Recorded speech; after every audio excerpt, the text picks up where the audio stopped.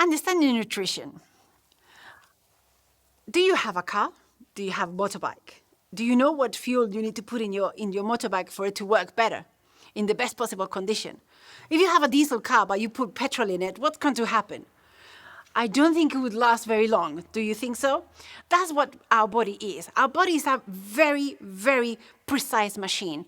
And unless we put the right fuel inside that body and that machine, it will work for a while, but it will not work to the best capacity, and it will not work for as long as it could.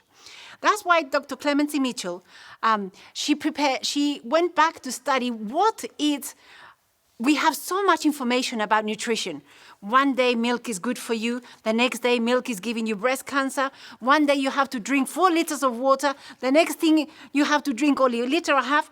Where is the truth about all of these issues about nutrition? Is there any way that I can find some information that is reliable, that hasn't changed, and that I can be sure that it's going to help me understand what really I need to put in my machine, in my very intricate and perfect machine? Well, she goes back to the very beginning. Where can we find some information on what was the best fuel for our body? We can actually go back to Genesis, and we will see there that what kind of diet God had planned for us. So if you're planning to, if you need to understand really how your body works, then the first 3 chapters of the book can help us to understand what nutrients do we have to have in our bodies, what vitamins, what are they for, what do they do, what do proteins do, carbohydrates, fats, are they good or bad? So all these issues that we keep hearing in the different diets that are there are so many diets that they work with too many proteins, there are no carbohydrates, no fats. Do we need any of those ones? If you want to understand really what to do with nutrition, read these first 3 chapters.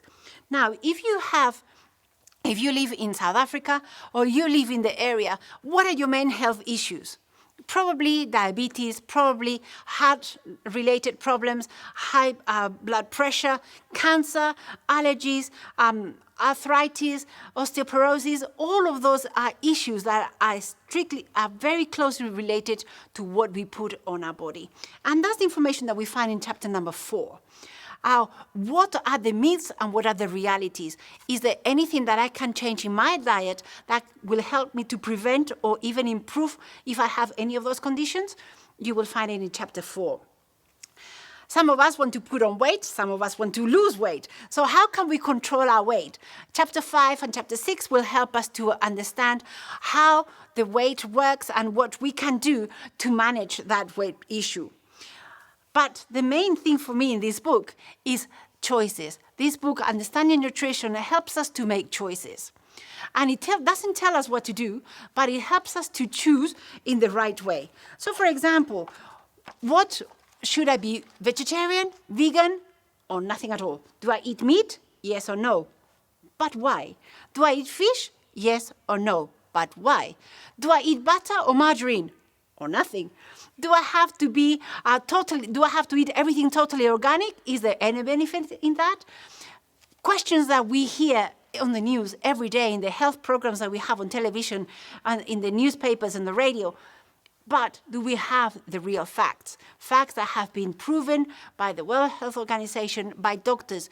Do we have that information? Understanding nutrition helps us to make the right choices.